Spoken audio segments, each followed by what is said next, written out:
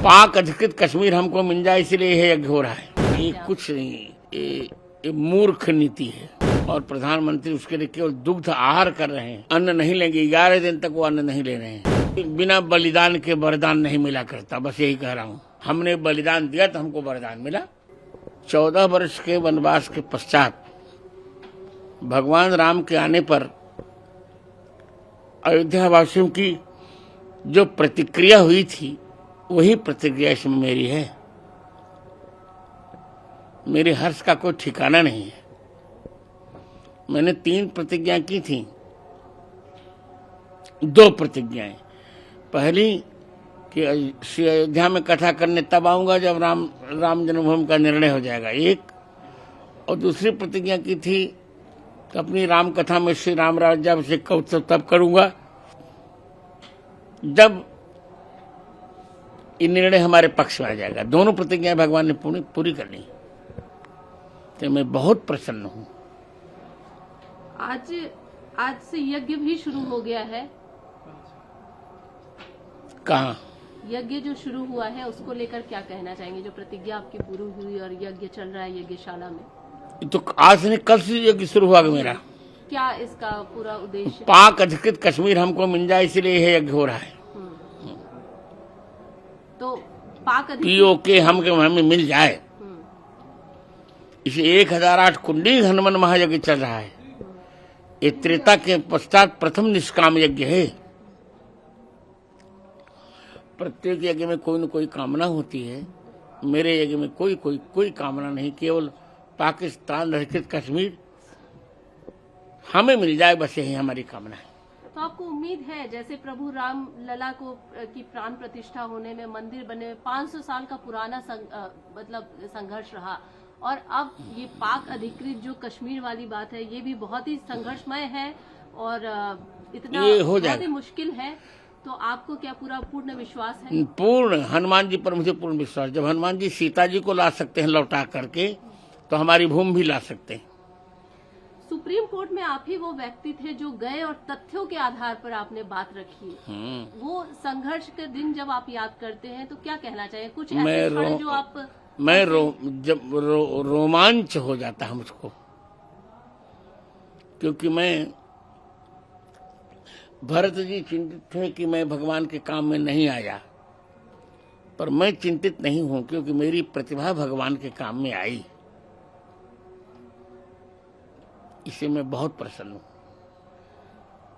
गुरुजी, एक बात और भी जानना चाहूंगी। रामलला की प्राण प्रतिष्ठा को लेकर भी बहुत सारे प्रश्न उठाए जा रहे हैं कुछ राजनीतिक दलों द्वारा कि ये उचित नहीं है, शास्त्रों के अनुसार नहीं है, शास्त्र के अनुसार शास्त्र के अनुसार यही है। गर्भगृह में राम जी, गर्भगृह का मंदिर पूरा हो गया, इससे भगवान स्थापित हो रहे हैं, अब ऊपर बनता रहेगा। और पुनर्वसु नक्षत्र भी है, त्रेता की छाया है, बहुत उचित है। और प्रधानमंत्री उसके लिए केवल दुग्ध आहार कर रहे हैं, अन्न नहीं लेंगे। 11 दिन तक वो अन्न नहीं ले रहे हैं। क्या ऐसा कोई प्रधानमंत्री देखा आपने? सोचिए। लेकिन सवाल तो बहुत सारे उठाए जा रहे हैं। अन्य पार्टी बात ऐसी है, कुटिल राजनीति कर रहे हैं जिनको चुनाव जीतने नहीं, जिनको कुछ करना नहीं हो तो करेंगे ही करेंगे। प्रश्न कहते हैं ना, खिसियानी बिल्ली कम्मे को नोचे। उनको कुछ करना नहीं है, जब अच्छा कार्य हो रहा है तो प्रश्न उठा रहे हैं। और चुनाव जीतने के लिए करे कौन बड़ा पाप करे? इतना बड़ा काम तुमने किया है क्या? 60 वर्ष तुम्हारे पास भारत रहा, क्या किया तुमने?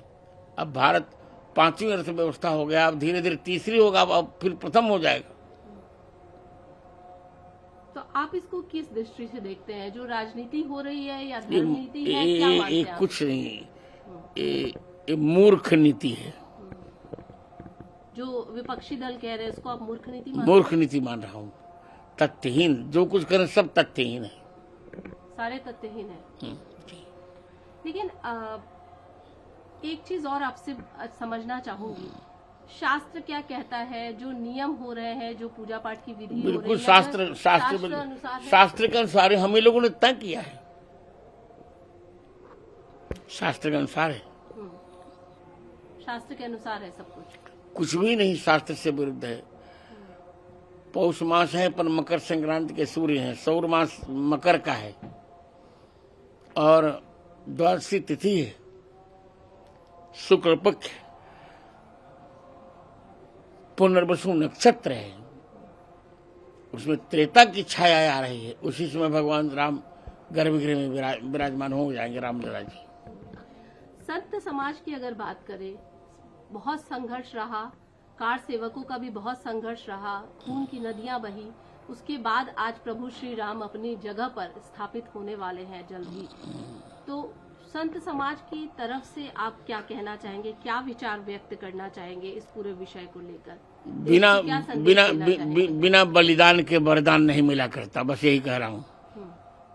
हमने बलिदान दिया तो हमको वरदान मिला।